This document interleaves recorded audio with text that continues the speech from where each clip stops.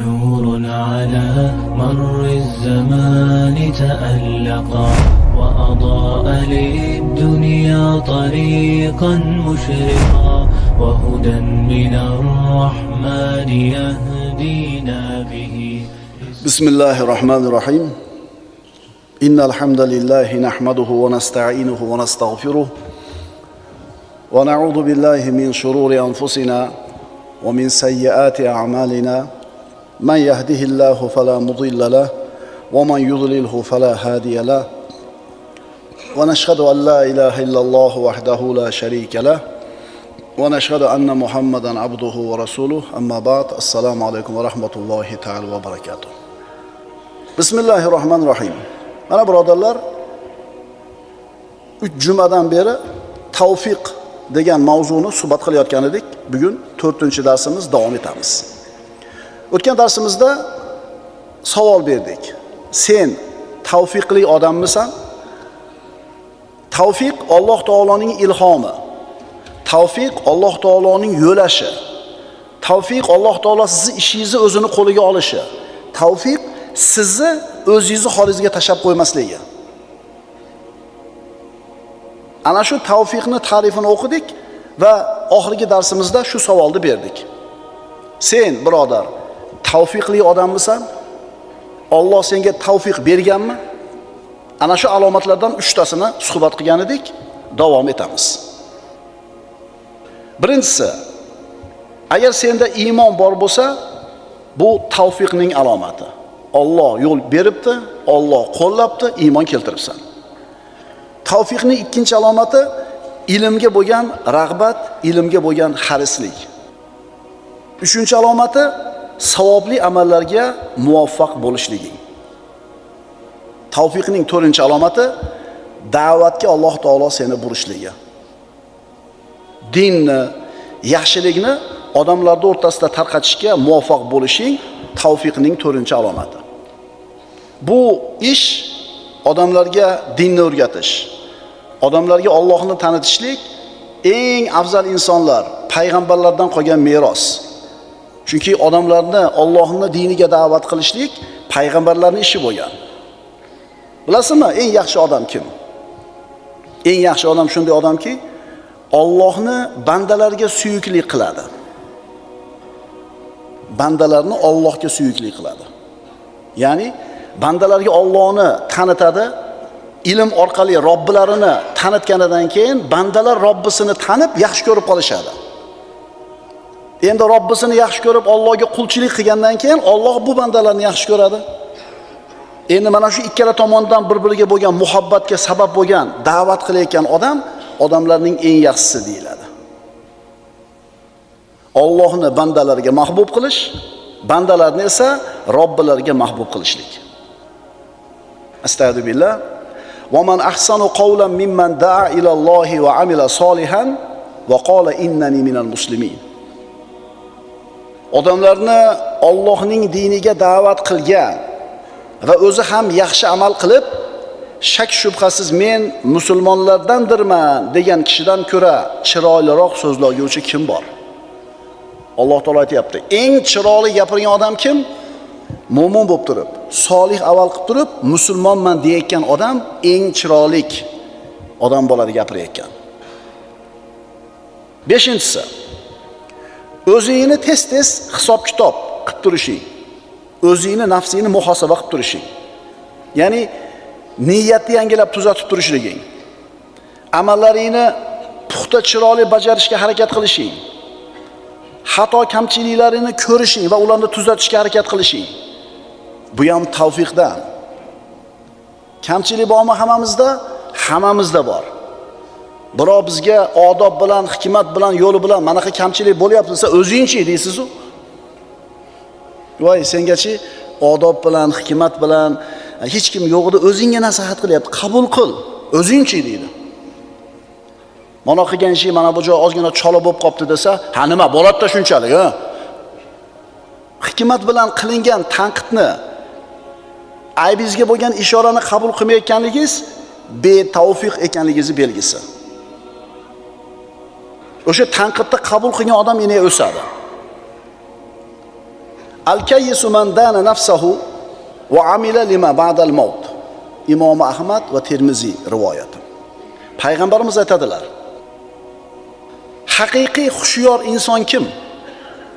Endi Rasulullohning nazarlarida haqiqiy xushyor odam qanaqa bo'ladi? Rasululloh aytayaptilar, o'zini nafsini hisob-kitob qilib turgan va o'limdan keyingi narsa uchun ishlayotgan, amal qilayotgan inson haqiqiy xushyor kimsadir. Tushunarlimi? O'zini hisob-kitob qilib turadi doim ishlarini va o'limni esdan chiqarmasdan shunga qarab kun kechiradi, shunga qarab amal qiladi. Mana shu odam haqiqiy xushyor odam ekan.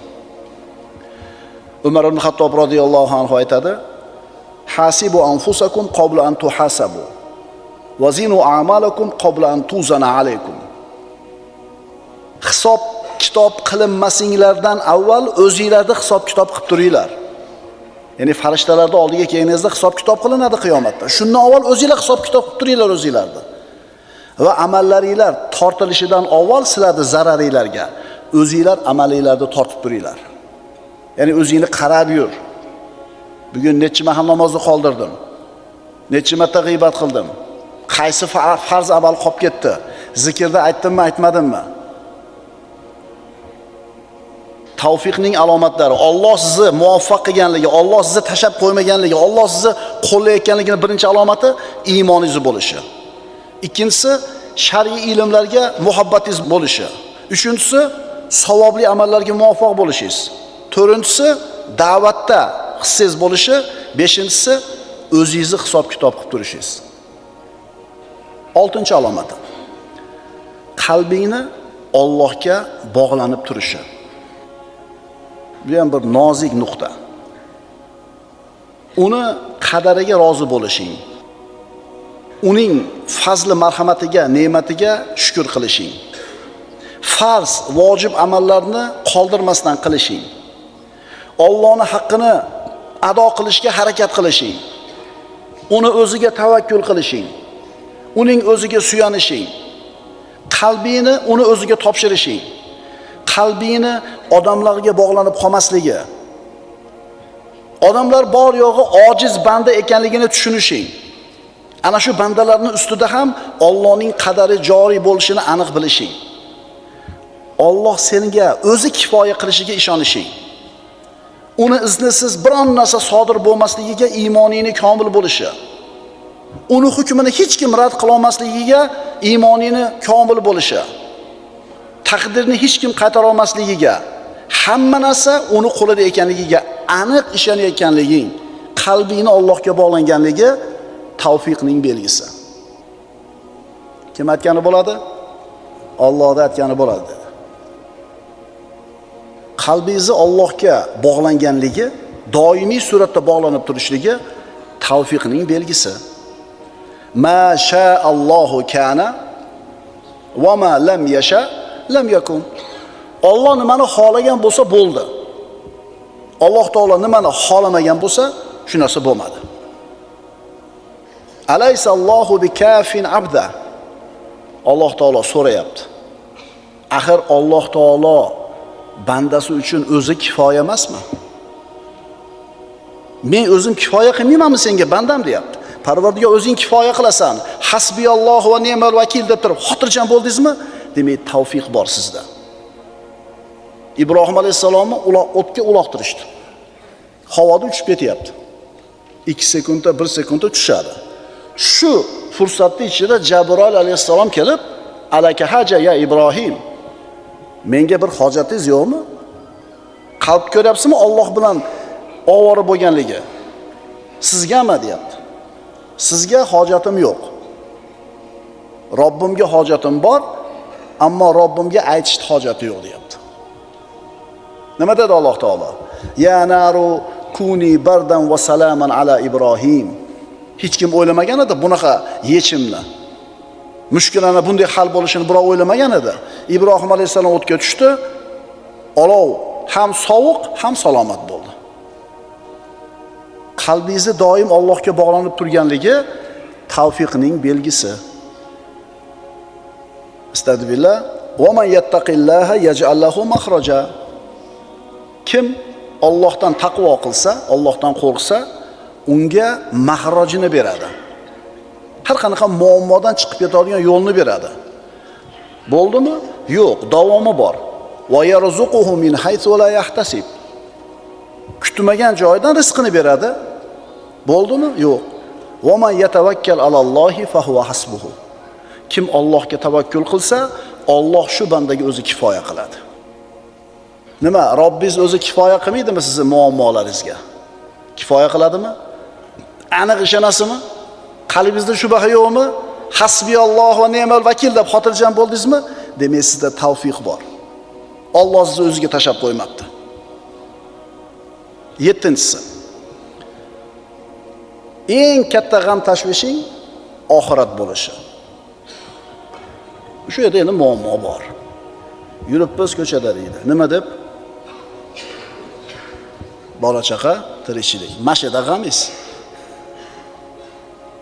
Mashida g'amiz. Bomdodga chiqish g'am emas. Zikrda aytish g'am emas. Bir 4 qator bir narsani o'qish yoki yodlash g'am emas. Allohning diniga bir xizmat qilishlik g'am emas. G'am nima? Bola chaqa, tirikchilik. Allohni unutib qo'yib, faqat dunyo deb yashayotgan odamlarni qarasanglar, Alloh taolo shunday qilganki, bularni mana shu g'amdan boshqa narsaga vaqti yo'q. Ota-onasini kunda bora xavoragani vaqti yo'q. Ish ko'p. Siyla rahimga vaqti yo'q. Ish ko'p. Bir tabiat qo'yniga chiqib dam olib kelgani vaqti yo'q. Ish ko'p. Bola chaqasi bilan o'tirib ujin qilgani vaqti yo'q. Ish ko'p. Rossiyada yuradi, bir haftada bir marta telefon qilib qo'ygani vaqti yo'q. Nimasi ko'p? Ish ko'p. O'sha otangga bir hafta bir marta telefon qilib qo'ymasdan onangga ishingiz zo'r bo'lib ketyaptimi? Tushunarlimi? Faqat dunyo, faqat pul deb yurganlar, Allohni esdan chiqarganlarni Alloh taolo shunday qilib qo'yganki, shu dunyo ishidan boshqa narsaga umuman vaqti yo'q. O'zini sog'ligiga qaragani ham vaqti yo'q, trenajyorga borgani ham vaqti yo'q, futbol o'ynagani ham vaqti yo'q, o'zi xohlagan ishlarga vaqti yo'q. Nimaga? G'am noto'g'rida. Tavfiqni 7-alomati eng katta g'am tashvishing, birinchi g'am tashvishing Alloh taoloning roziligi, oxirat bo'lish kerak. Bu dunyo hayotini oxiratning ekinzori deb bilayotgan bo'lsang, bu dunyo hayoti mehnat hovlisi ekanligini tushunayotgan bo'lsang, bu dunyo hayotiga aldanmayotgan bo'lsang, bu dunyo hayoti oxirat hovlisi uchun tayyorgarlik maydoni ekanligini bilayotgan bo'lsang, mana shunday e'tiqodda bo'lgan bo'lsang, sen tavfiqni ishidasan. Alloh taoloning ulkan tavfiqi seni qo'lingda turibdi ekan. Mana shu narsa bilan qalbingiz keyin xotirjam bo'ladi, o'y fikringiz o'rnida bo'ladi. Biz o'zi esimizni taniyotganimizda o'sha o'lchov tushunchalarimiz, hayot haqidagi tasavvurlarimiz noto'g'ri bo'lganligi uchun hayotda qilayotgan ishlarimiz ham noto'g'ri ekan. Agar qo'limizdagi kompas Allohning roziligini ko'rsatadigan kompas bo'lganda, qilayotgan hamma ishimiz to'g'ri bo'lardi. Lekin birimizning kompasimiz dunyo. Dunyoni ko'rsatadi, ma'qul yur deydi. Birimizning kompasimiz mansab, birimizning kompasimiz obro', birimizniki mashhurlik. O'shuning uchun har tomonga yurib, sochilib, chochilib yuribmiz. O'zi avvalambor mana shu ayniqsa mana o'g'il bolalar xususan endi oq qorani ajratib 7, 8, 10 ga kirganda mana bu o'lchov tushunchani to'g'ri qilish kerak otalar, yosh otalar. Allohning roziligi birinchi o'rinda turish kerak bolam. Birinchi maqsading nima qilsam Xudo mendan rozi bo'ladi degan e'tiqod bilan yashagin, qolgan problemani Alloh hal qilib beradi. Domlalarning gapiga qarasang, olma pish og'zimga tushib o'tiraveradi. Kim aytdi senga unaqa deb? Zo'r hunarni tanla, zo'r kasbni tanla, ilmni o'qi, zo'r qil. Katta pul topadigan mehnatni, ilmni sababini qil, lekin qalbing Alloh bilan bo'lsin. Mana o'sha biz aytayotgan narsaga payg'ambarimiz sollallohu alayhi vasallamning ushbu hadisi dalil bo'ladi. Rasululloh sollallohu alayhi vasallam aytadilar: "Man kanatil axiratu hammahu." Ja'alallohu ghinahu fi qalbihi va jama'alahu shamlahu va atathu dunya va hiya raghima. Mana o'lchov tushunchani qaranglar, qanaqa bo'lish kerak. Rasululloh aytayaptilar, kimning g'ami oxirat bo'lsa, eng katta g'ami, eng birinchi g'ami oxirat, Allohning roziligi bo'lsa, Alloh uning boyligini qalbiga solib qo'yadi. Qalbi boy bo'ladi birinchi navbatda. Puli bo'lsa bo'lmasa, qalbida xotirjamlik bo'ladi. Uning ko'nglini bir joyda qilib qo'yadi. Dunyo uning oldiga o'zi xohlab kelaveradi. Davomini qarang. Va man kanatid dunya hammahu. Endi kimning eng asosiy g'ami shu dunyo bo'lsa, faqat dunyo g'am bo'lsa, ja'alallohu faqrahu bayna aynayhi. Bunaqa odamni kambag'alligini mana ikkala ko'zini o'rtasiga, peshonasiga yozib qo'yadi. Fafarraq alayhi shamlahu. Uni ishini sochib qo'yadi, ko'nglini notinch qilib qo'yadi. Walam ya'tihi minad dunya illa ma quddira lahu. Dunyo odamni Alloh taqdir qilgandan oshchasi kelmaydi. Bittasini Alloh taolo hamma g'am tashvishiga o'zi kifoya qilyapti, bittasini Alloh taolo sochib qo'yapti ishini, doim baxtsiz. Farq nimada? Ikkalasi ham mehnat qiladi, ikkalasi ham ilm o'qiydi, ikkalasi ham hunar qiladi. Birinchi odamning g'ami Allohning roziligi. Ikkinchi odamning g'ami dunyo. Mana endi tushunyapsizlarmi, nimaga doim yetmaydi? Nimaga doim shikoyat bor? Nima uchun boylar ham doim pul orqasidan quvaveradi? Chunki o'lchov noto'g'ri. Kompas chataq. Boshqa hadisda aytadilar: "Man ja'ala al-humuma hamman wahidan, kafahu Allohu hamma dunya." Kim ko'p g'amlarni bitta g'am qilib olsa, Alloh u uchun dunyo g'amlariga o'zi kifoya qiladi. G'am ko'p dunyoda. Sog'lik bor, tinchlik bor, uy bor, kiyim bor, pul bor, bola bor. Mana shu g'amlarni hammasini bitta g'amga almashtirib olsin. Nima qilsam Alloh mendan rozi bo'ladi degan g'am bilan yashasin. Shu savolni javobini topish bilan shunga harakat qilib yashasin. Qolgan g'amlarga Alloh o'zim kifoya qilaman deyapti.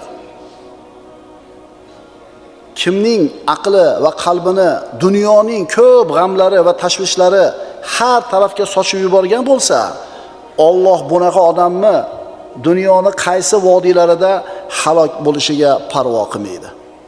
Shuning uchun akalar, ukalar, xotin kerak, pul kerak, uy kerak, bular kerak. Bularni hech qaysini inkor qilmaymiz. Va mana shu narsalarni qo'lga kiritish uchun nima ish qilish kerak bo'lsa, hammasini qilamiz. Lekin bular g'am bo'lmaydi. G'am Allohni rozi qilish bo'ladi. Birinchi alomati iymon, ikkinchisi ilm, shar'iy ilmlarga bo'lgan tavfiq.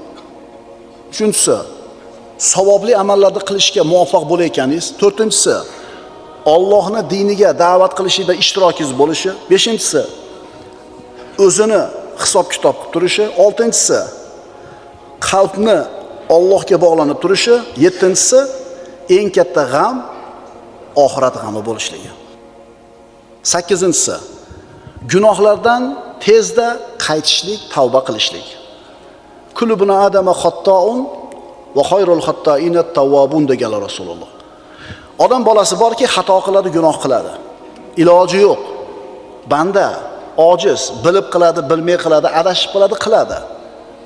Endi Alloh tavfiq bergan banda mana shunday bir gunohga kirib qolsa, tezda tavba qiladi. Tezda to'xtatadi. Afsus nadomat chekadi. Allohga qaytib istig'for aytadi. Va chinakamiga tavba qilgan odam shu gunohni qilmagan odamdaqa bo'ladi. Daftarida bo'lmaydi bu gunoh. Nabiy sallallohu alayhi vasallam aytadilar: "At-taibu minaz-zambi kaman la zambala." Gunohdan tavba qilgan kimsa gunoh qilmagan kimsa kabidir. Faqat rosakam tavba bo'lish kerak. To'xtatdi. O'sha tavba nasuh tavba deganda to'rtta sifati bor. To'xtatish kerak, qattiq pushaymonlik kerak, qaytib qilmayman deb Allohga ahd berish kerak va shu gapida turish kerak. Allohning haqqida gunoh qilgan bo'lsangiz to'rtta shart. Agar odamning haqqi bo'lsa 5-inchisi qo'shiladi. Nima qilish kerak? Allohning haqqida bo'lsa, tavbani sharti 4 ta, bandani haqqi bo'lsa 5 ta. Astagfirullah. Va tubu ilallohi jami'an ayyuhal mu'minuna la'allakum tuflihun.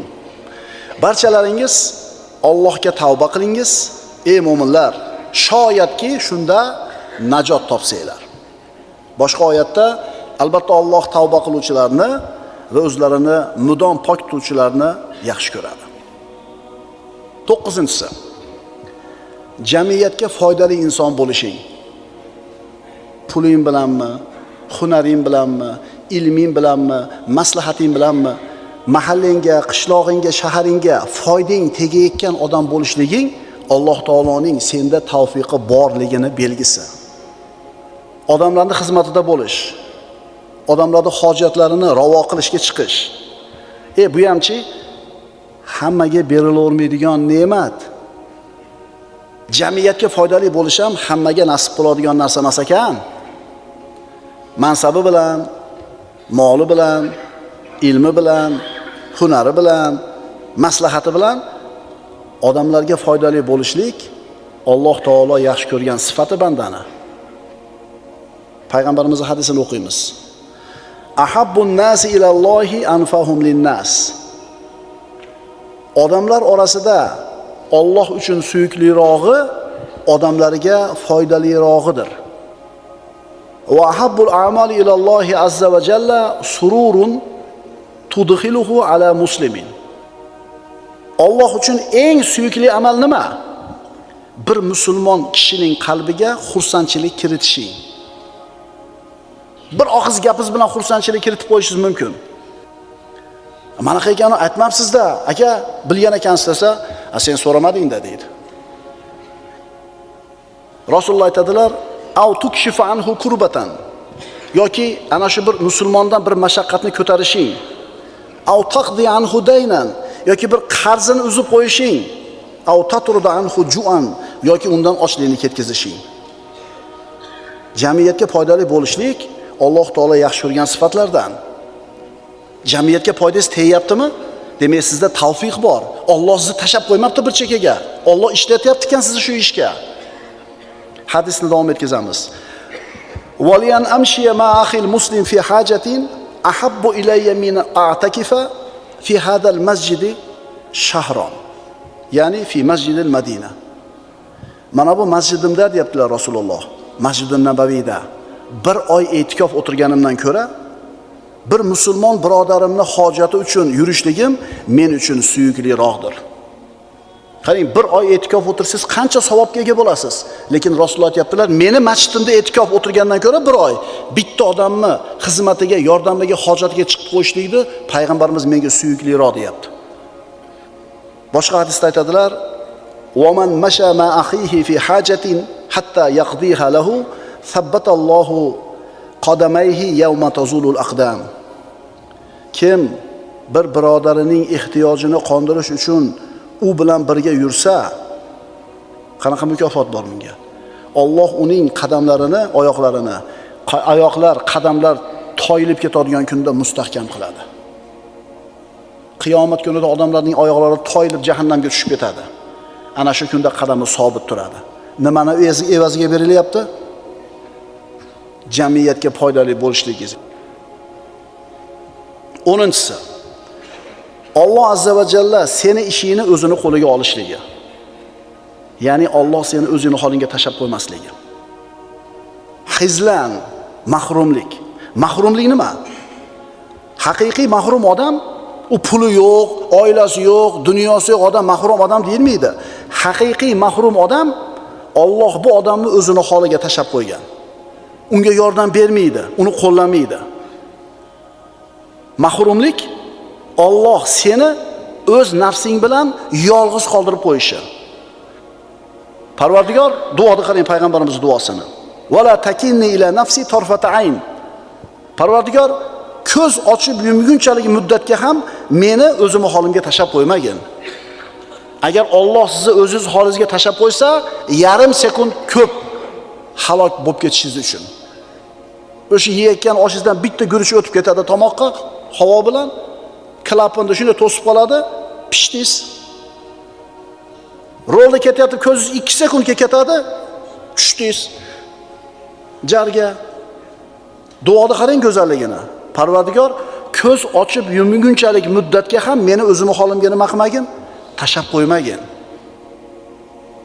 Demak, birodarlar, tavfiqning alomatlari. Birinchisi iymon, ikkinchisi shar'iy ilmlar, uchinchisi savobli amallar, to'rtinchisi Allohning diniga da'vat, beshinchisi o'zini hisob-kitob qilib turish, oltinchisi qalbni Allohga bog'lanib turishi, yettinchisi eng katta g'aming oxirat bo'lishi, sakkizinchisi gunohlardan tezda tavba qilishing, to'qqizinchisi jamiyatga foydali bo'lishing va 10-si Alloh seni ishingni o'zini qo'liga olishi. Aqulu qawli hada va astaghfirulloh li va lakum. Innalloha va malaikatahu yusalluna alan nabiy. Ya ayyuhallazina amanu sallu alayhi va sallimu taslima. Vassalamu alaykum va rahmatullohi ta'ala va barakatuh.